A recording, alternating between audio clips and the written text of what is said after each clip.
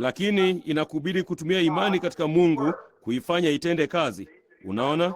Kwa hiyo una ufufuo wako mwenyewe ndani yako. Ufufuo wako unakaa ndani yako katika roho yako.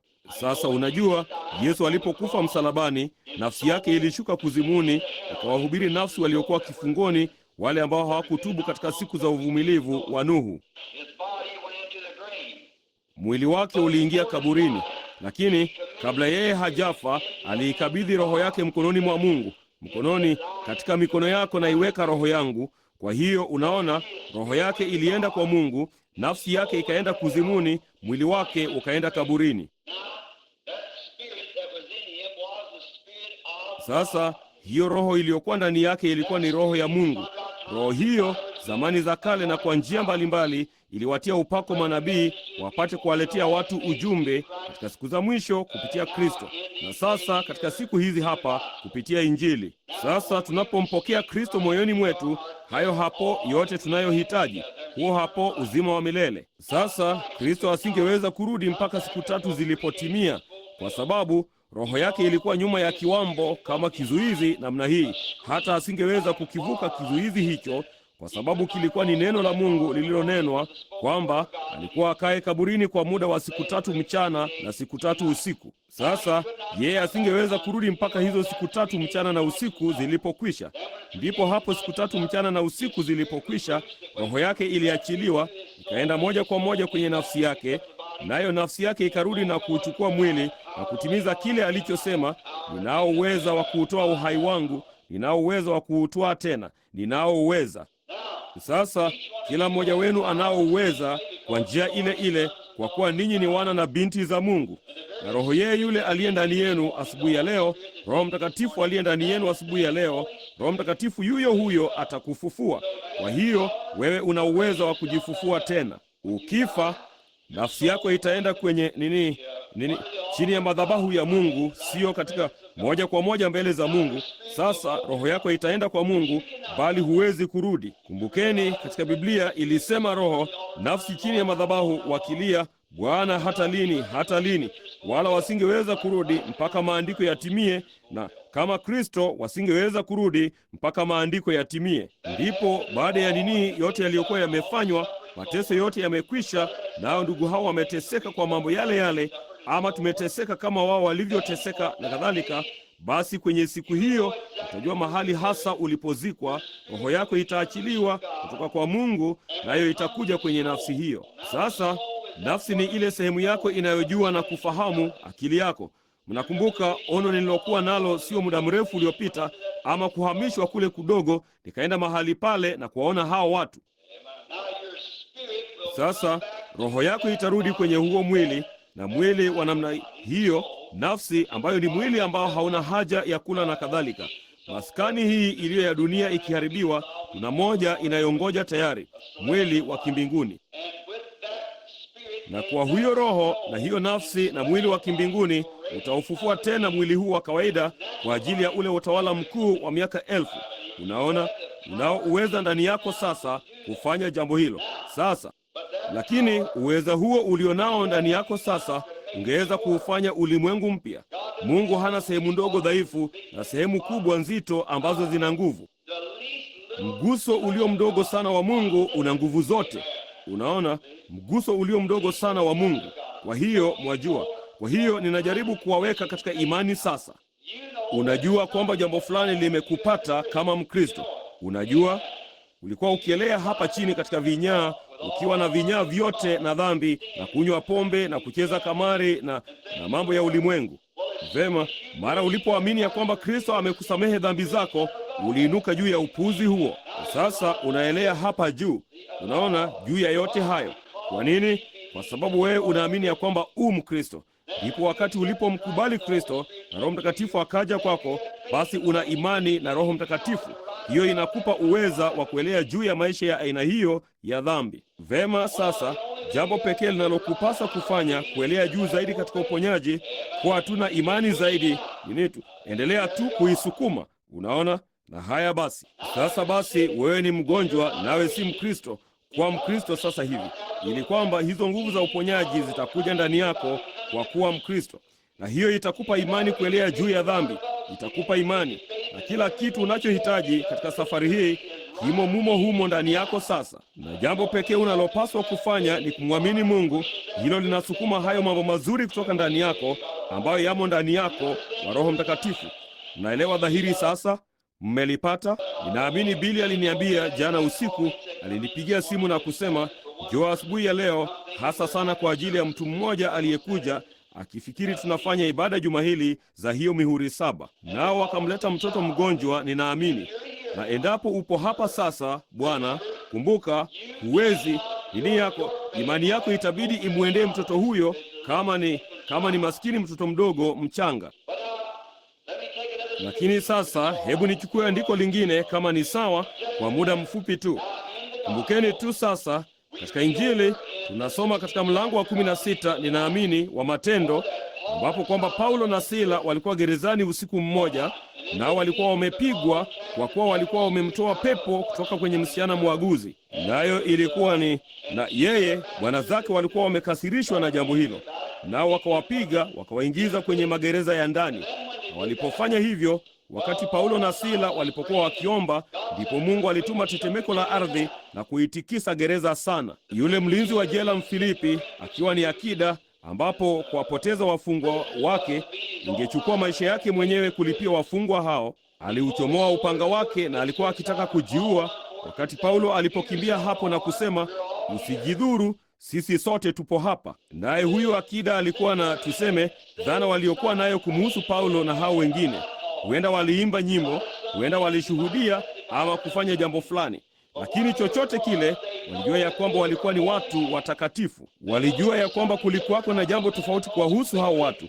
Kwa sababu upesi, yeye aliuliza, nifanye nini nipate kuokolewa? Nifanye nini nipate kuokolewa? Sasa Paulo alisema, muamini Bwana Yesu Kristo, nawe pamoja na nyumba yako mtaokolewa. Vema, sasa kama kumwamini Bwana Yesu Kristo, hiyo haimaanishi ya kwamba wokovu wake ungeiokoa nyumba yake. Lakini kama anayo imani ya kutosha kumwamini Mungu kwa ajili ya wokovu wake, anaweza kuwa na imani hiyo hiyo kwa ajili ya nyumba yake, nayo nyumba yake haina budi kuingia. Mnaona jambo lile lile, kama vile Ayubu alivyofanya, kama nilivyosema hivi majuzi usiku huko Georgia mkutanoni. Nilisema Ayubu, yeye alisema, sasa sijui kama watoto wangu wametenda dhambi, lakini vipi kama wametenda dhambi? Naye Ayubu alikuwa na jambo moja la kufanya apate kuwa mwenye haki. Hilo lilikuwa kutoa sadaka ya kuteketezwa. Alisema angetoa sadaka ya kuteketezwa kama watoto wake walikuwa wametenda dhambi, basi wangesamehewa dhambi yao. Na ni jambo zuri ambalo huyo baba alifanya. Huyo ni baba mwenye mawazo mema. Tunahitaji baba wengi zaidi wa aina hiyo leo. Ndipo Ayubu akatoa sadaka ya kuteketezwa. Hiyo ni kabla msiba wake haujaanza. Lakini wakati watoto wake wote walipouawa na kondoo wake wote wakaangamizwa na yote aliyokuwa nayo yakachukuliwa, alikuwa ameketi kwenye lundo la majivu nyuma ya nyumba yake akijikwaruza kwa kipande cha kigae. Hivi mliona baada ya siku za msiba wake, wakati Mungu alipoanza kumrejeshea tena, ambapo alikuwa na ng'ombe 10,000 na kadhalika, yeye alirejesha maradufu, na kondoo wake maradufu, na kila kitu maradufu. Lakini mliona, na Mungu pia akampa Ayubu watoto wake 7. Uliwahi kuwazia mahali walipokuwa? Hiyo sadaka ya kuteketezwa iliwatetea. Waliokolewa utukufuni, wakimngojea aje. Yeye yuko pamoja nao leo hii. Wewe na nyumba yako mtaokolewa. Unaona? Sasa Ayubu alikuwa na jambo moja la kufanya, kuwa mwenye haki. Ilikuwa ni kutoa sadaka ya kuteketezwa. Una jambo moja la kufanya, kuwa mwenye haki. Hilo ni kumwamini Mungu. Kwa kuwa kwa imani unaokolewa, kwa imani unaponywa, kwa imani unapata kila kitu ulicho nacho. Unaona? Ni kwa imani kwamba unaliamini. Sasa muamini Bwana Yesu Kristo, nawe pamoja na nyumba yako mtaokolewa. Sasa Bwana, kama una mtoto huyo mchanga hapa kuombewa, wewe amini mwenyewe. Ndipo hapa kuiweka imani yangu pamoja na yako, nasi tutaamini pamoja ya kwamba Mungu atamponya mtoto huyo. Unaona, tunao ndani yetu uwezo wa kufanya jambo hilo. Unao ndani yako uwezo wa kulifanya. Kila Mkristo ana uwezo wa kulifanya hilo. Lakini sasa kama tunaweza tu kupata uwezo huo, unaongozwa na kanuni fulani. Kama vile nimesema mara nyingi, ni kama vile mvutano unavyoyadhibiti maji, kwa maana ni kanuni. Mvutano huyadhibiti maji. Jua linaongozwa na nini? ama dunia, mzunguko wa dunia. Kamwe huwezi tu kulifanya jua lifanye jambo moja kisha useme ninaamini ninataka kulala kidogo zaidi, tulia kwa saa moja. Halitafanya hivyo, unaona, kwa kuwa kuna kanuni fulani. Kama utatenda kazi kulingana na kanuni hiyo, vema basi, kila kitu kitakuwa shwari. Kama utaenda kulala kwa wakati unaofaa, unaweza kuamka katika wakati mzuri. Na kama ukinini, kama vile tulivyo na ziwa Superior, ziwa Ontario, ziwa Huron na hayo maziwa makubwa yote hapa juu, kuna makumi elfu mara maelfu ya ekari za mashamba huko Nevada na California na Arizona na New Mexico ambayo yanaungua kabisa kwa ukosefu wa maji, ya mashamba ambayo yangekuza chochote kile. Ungaliweza kuulisha ulimwengu mzima huko nje kama tu ungaliyachukua haya maji hapa juu uyapeleke kule chini, wala halingeyaathiri hayo, kwa sababu yanatokana na chemichemi. Mara tu yakitolewa yanarudia tu usawa wake tena, kwa maana mvutano unayashikilia pale. Vema, sasa kama unaweza kutenda kazi kulingana na kanuni ya mvutano, unaweza kuyachukua haya maziwa makuu yote na kunyunyizia hiyo nchi nzima huko na kuulisha ulimwengu mzima. Hakuna mtu angalikosa chakula. Bali huwezi kuketi hapa na kusema naam, ninaliona hakika. Inakubidi kwenda na kulifanya. Vema, hivyo ndivyo ilivyo na kanuni ya Mungu. Kanuni ya Mungu ni imani. Nasi tuna imani hapa asubuhi ya leo kuponya maradhi yoyote, kufanya lolote, lakini inaongozwa na kanuni fulani, na kanuni hiyo ni imani. Kanuni ya Mungu ni imani. Yesu alisema, lolote mtakalo mnapoomba, kama mnaweza kuamini mmelipokea, litakuwa lenu. Haya basi, kwa hiyo imani ndiyo inayoliongoza, nasi tunapewa imani kulingana na vile tunavyoihitaji. Sasa inatubidi kunini? Mungu hugawia baadhi yetu imani fulani, wengine imani nyingine. Sio uweza fulani mkuu wa kimbinguni ulionao, kwa sababu unapokuwa Mkristo, wewe tayari una uweza, bali huna imani ya kuutia huo uweza kazini. Kwa hiyo sasa, asubuhi ya leo mnapokuja kuombewa, kumbukeni Biblia imesema jambo hili. Hii ni kweli. Yakobo 5:14, akiwapo mtu wa kwenu mgonjwa, na awaite wazee wa kanisa na wampake mafuta na kuwaombea. Kule kuomba kwa imani kutamuokoa mgonjwa yule, naye Mungu atamuinua. Ni ahadi kama utaiamini. Kwa hiyo unaona, uponyaji umegawiwa mtu binafsi. Ilikuwa katika siku za Yesu wa Nazareti. Yeye asingeweza kuwaponya watu kinyume na nini yao, kinyume na imani yao wenyewe. Yeye alisema, ninaweza kama unaamini. Kama unaamini kwamba ninaweza kufanya hili, ninaweza kulifanya. Kama unaweza kuliamini. Kwa hiyo baadhi ya watu hutupa nini? Huwatupia wengine uwezo wa uponyaji wa injilisti. Si hivyo. Uwezo wa uponyaji umo ndani yako. Umo ndani yako. Wao wanaweka tu gari mbele ya farasi. Mwinjilisti huyo hana uwezo wa kuponya. Roho Mtakatifu ndiye aliye na uwezo wa kuponya, nawe una Roho Mtakatifu. Huo ndio mti ule mdogo ulio wewe, na mambo yote unayohitaji yamo ndani yako. Kwa hiyo basi, wewe anza tu kunywa kutoka katika ahadi ya Mungu ukisema, ni kweli, Mungu alisema angeniponya. Kwa mapigo yake mimi nimeponywa. Haya basi, unajua unalofanya, unaanza kuusukuma uponyaji. Hivyo tu, unaona? Halafu basi, wengine wanaweza kuona ulicho nacho. Sasa kile ilicho, imani ni kuwa na hakika ya mambo yatarajiwayo, bayana ya mambo yasiyoonekana. Huenda nikauweka huo mti mdogo huko nje, siyaoni matofaa, bali yamo mle ndani. Maskini huo mti mdogo unajua yamo mle ndani.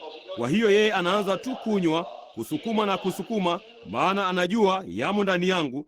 Nitayatoa hapa nje baada ya kitambo kidogo, nipe muda mfupi, nipe tu muda mfupi. Yeye anaendelea tu kunywa, naam, ninajua matofaa yamo ndani yangu, nitayatoa baada ya kitambo. Na muda si mrefu wajua, haya hapa yanakuja, haya hapa matofaa yanakuja, kwa sababu aliamini ya kwamba yalikuwa ndani yake.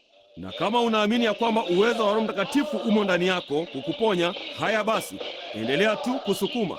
Unaona, una imani. Huwezi kuona matokeo yake mara moja, huyaoni. Sasa unaona, Yakobo alimhesabia haki Ibrahimu kwa kazi zake.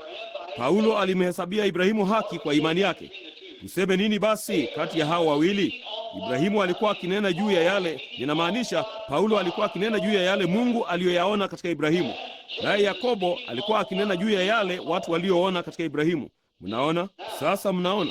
Kwa hiyo Mungu alijua kwamba kabla ya mtoto huyo kuja, ya kwamba Ibrahimu alikuwa na imani, naye Ibrahimu akalithibitisha kwa Mungu kwa kutenda kama yeye, kwamba mtoto atakuja wakati akiwa ni tasa. Yeye hakuwa na watoto, tumbo la uzazi la mke wake lilikuwa limekufa, naye alikuwa ni tasa. Lakini hata hivyo, yeye alijua mle ndani mahali fulani kulikuwako na mtoto mchanga. Unaona, yeye aliendelea kuinywa ile ahadi, akiegemea kwenye El Shaddai kuu la Mungu, lile ziwa, akiegemea pale, akinywa, akijua ya kwamba Mungu angempa. Alijua kwamba ilikuwa ni ahadi na yeye ilibidi alifanye. Nasi ni watoto wa Ibrahimu. Kwa hiyo hebu na tuegemee kwenye ahadi yake na kushikilia pale, tukijua ya kwamba Mungu atafanya jambo hilo. Je, alisema hivyo? Mnaliamini sasa? Basi hebu wagonjwa na wapange mstari hapa kwenye moja ya pande hizi ama huo mwingine wanaotaka kuombewa. Na kama tukimleta mzee hapa awapake mafuta, nitawaombea na tutaamini ya kwamba Mungu atampa afya kila mmoja wao. Kama unaweza kuamini. Teddy, uko wapi? Njoo huku upande wa mkono wa kuume. Hilo ni jema. Nami ninataka upige amini tu. Na wakati wakija, hebu na tuviinamishe tu vichwa vyetu, wasikilizaji wengine wote, na hebu tuwe katika maombi kwa ajili ya hao watu wanaokuja. Baba yetu wa mbinguni, tunakuletea wewe asubuhi ya leo katika jina la Yesu Kristo, maskini wanadamu hao wagonjwa wanaoteseka, walio katika hali hii ya kutisha ya maangamizi.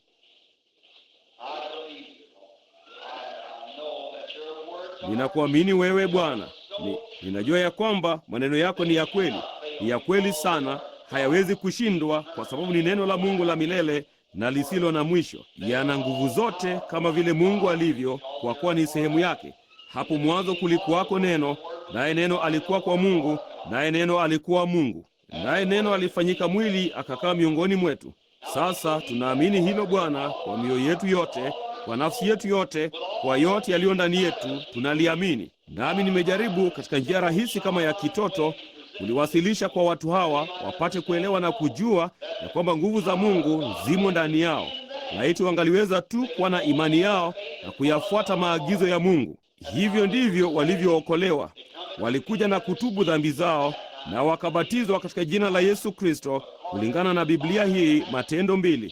Ndipo basi Petro akasema ya kwamba mtapokea kipawa cha Roho Mtakatifu. Nacho hiki hapa kinakuja vivyo hivyo hasa, kwa maana ni neno la Mungu lililodhihirishwa.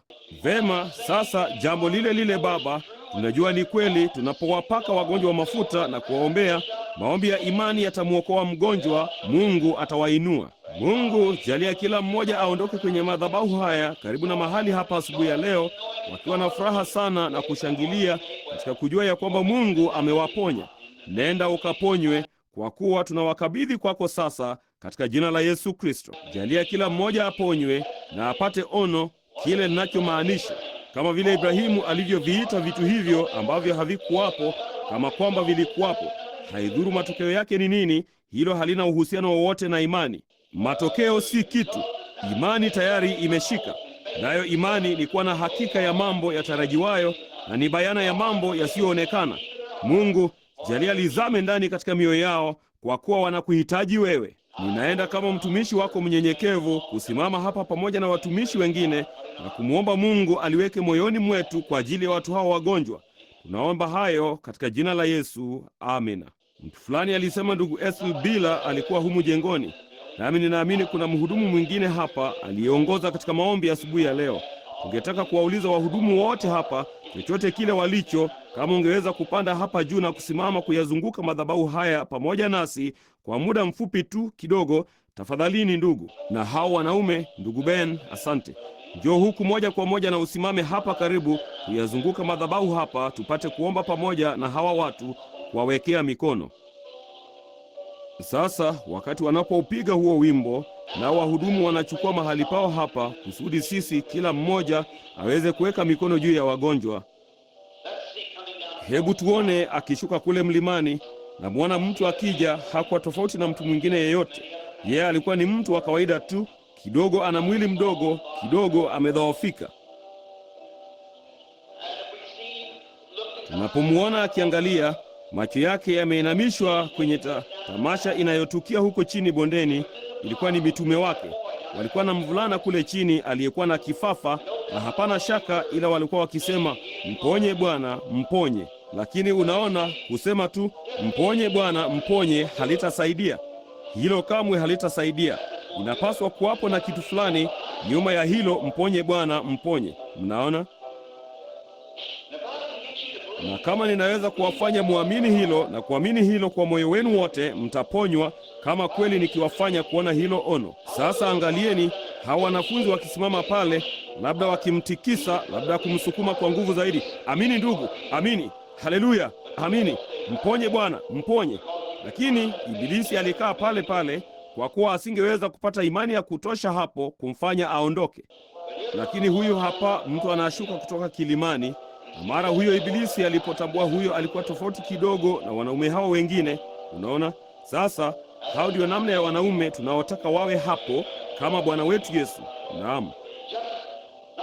Sio kuja tu kwa onyesho, bali kuja mpende Mungu wetu. Fahamu ya kwamba tumeagizwa kwenda kufanya jambo hili. Hili ni agizo letu. Halafu wakati alipoenda kwa Baba, nafikiri hapa ndipo huu wimbo ulipoandikiwa, ulipotungwa kwa neno. Yeye alisema, Bwana umrehemu mwanangu, maana amepagawa na Ibilisi. Kasema, yeye humtupa motoni, naye anazimia na kadhalika. Akasema, nilimleta kwa wanafunzi wako, bali wasingeweza kumponya. Lakini nilifikiri. Akasema, ninaweza kama utaamini. Sasa ninauweza ndani yangu. Yeye akasema, kufanya hilo kama unaweza kuliamini. Je, Mungu angeweza kuruhusu hao watu waliolemewa na kansa wanaoketi hapa asubuhi ya leo, ambao wamelazwa kitandani kwa kansa na leukemia, maradhi, mateso, hivi Mungu angewaponya na kukupita? Haiwezekani. La, mnaona? Sasa yeye hashindwi. Ninaweza kama ukiamini. Yeye alisema nini? Kwa kuwa mambo yote yanawezekana tu. Sasa ndugu Tyler, njoo huku juu.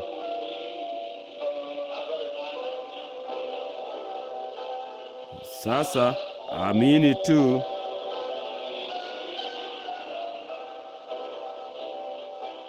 Amini tu. Sasa wakati tunapoomba, ninawatakeni muwawekee watu mikono. Chochote wanachohitaji, na mshuke moja kwa moja kwenye mstari. Ndugu Neville, wewe wapake mafuta, nao ndugu hawa. Namtaka kila mtu kwenye wasikilizaji, huku umekiinamisha kichwa chako sasa, kila mtu katika kilindi cha maombi. Amini.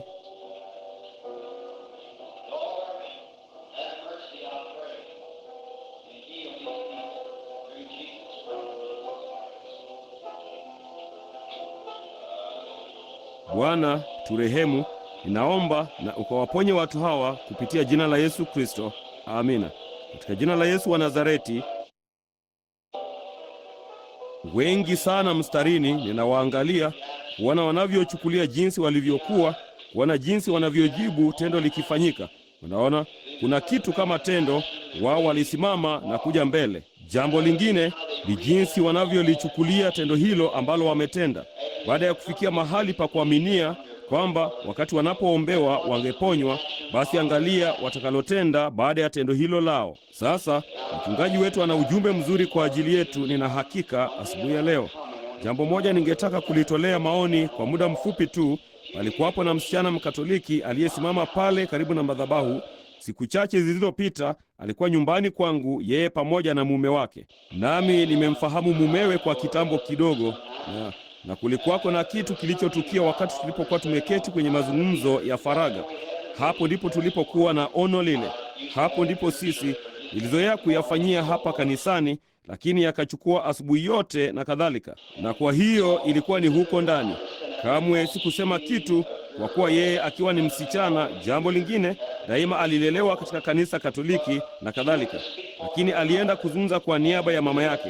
Na kwenye wakati huo niliona ono la mama yake. Nikamwambia shida ya mama yake ilikuwa ni nini, na kutoa wasifu wake na umbo la mama yake. Hakika alikuwa mwamuzi wa hayo, kama yalikuwa ni kweli ama si kweli. Kamwe sikuwa nimemwona mama yake maishani mwangu, Yeye anajua hilo. Naye msichana huyo asubuhi ya leo alikuja hapa madhabahuni na kusimama, kuungama na kumkubali Kristo kama mwokozi wake. Alifanya hivyo madhabahuni asubuhi ya leo. Ndugu Neville bila kujua alimpaka mafuta. Jinsi Mungu anavyofanya kazi. Alimpaka mafuta kwa ajili ya ugonjwa. Lakini angalia matendo ya Roho Mtakatifu. Sasa kwa kuwa alipakwa mafuta, kweli si mgonjwa bali amepakwa mafuta. Unaona jinsi anavyofanya kila kitu kitende kazi sawa sawa. Je, alisimama kama Mkristo sasa baada ya yeye kuwa kile tunachoamini ni Mkristo. Sasa akasema, waweza kumwombea mama yangu, yeye ni mgonjwa. Huyo ni yule yule. Kwa hiyo mafuta ya kupakwa yalitumiwa mapema. Nikawaza jinsi lilivyo mwafaka kwamba mnaona mtu akiisha tu kuokolewa. Kristo alituwakilisha sisi sote. Yeye huwakilisha wote. Na mara msichana huyo alipokuwa Mkristo, basi anataka kumwakilisha mtu fulani pia, ikionyesha ya kwamba Roho wa Kristo huingia ndani yetu wakati tukiwa kweli tumeokolewa. Sasa hilo ni zuri kweli. Hakika ninalithamini hilo, hiyo roho nzuri ya Kikristo ya kuamini. Sasa kumbukeni tu, sasa kwa msichana huyu mdogo, yeye yuko hapa mahali fulani, na kwa mama mwingine Mkatoliki aliyekuja hapa. Nami ningetaka kusema maneno haya kabla tu sijamwachia mchungaji wetu ibada. Mnaona ni hili. Sasa kanisa Katoliki lilikuwa wakati mmoja kama kanisa hili. Kama utarudi nyuma na kuisoma Biblia ambayo tunaiamini, nanyi mnajua ya kwamba kanisa Katoliki lilikuwa ndilo kanisa la kwanza. Hiyo ni kweli, lakini liliyaacha mafundisho yake. Hili lilikuwa ndilo fundisho la kanisa Katoliki. Lakini mnaona wana vitabu vingine 600 na kitu ambavyo mapapa na kadhalika walikuwa wameandika, ambavyo ni vitakatifu kwao kama tu hii Biblia. Kwa hiyo unaona kile hili lilicho hujabadilika. Kile umefanya ndio kwanza uongoke. Unaona sasa, kama ukichukua, hakika nadhani labda baadhi yenu hawa wawili asubuhi ya leo walikuwa ni wanawake. Huenda kukawa na wanaume wa Katoliki walioketi hapa. Ikiwa utarejea kwenye historia ya kanisa, kama huenda ukamuuliza kasisi wako, matendo ya hawa mitume katika Biblia hapa ilikuwa kwamba njia ambayo hawa walikuwa Wakatoliki wa mwanzoni, yeye atasema ndiyo, na hiyo ni kweli, walikuwa ndiyo. Sasa wao, angalia ni dini ya aina gani waliokuwa nayo. Walikutana mahali padogo rahisi. Kamwe hawakusema salamu Maria ama baba yetu.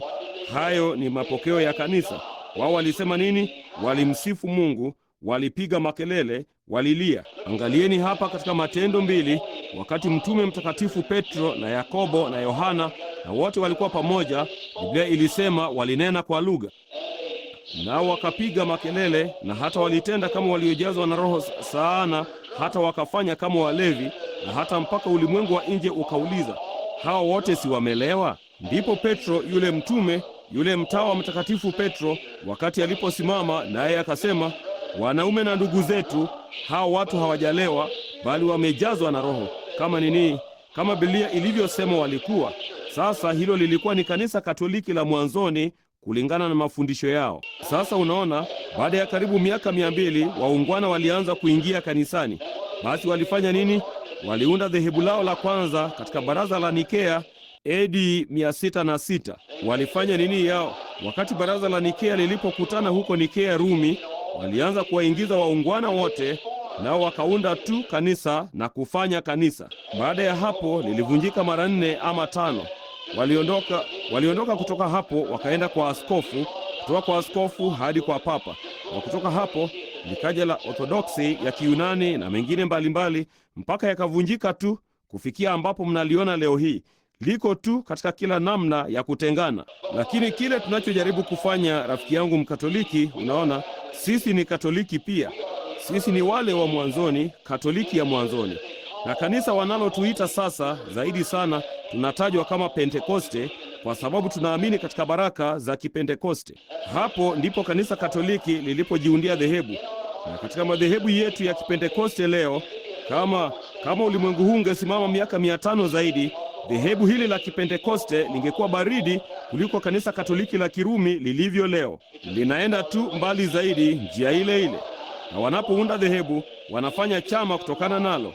ndipo wanakuwa tu ni chama na wanachama na watu wasioongoka. Kwa wapendwa ndugu na dada zangu wa thamani, kwenu nyote, kama mtumishi wa Mungu, sijawahi kusema jambo hili hapo kabla ulimwenguni katika kanisa hili, kamwe sijasema.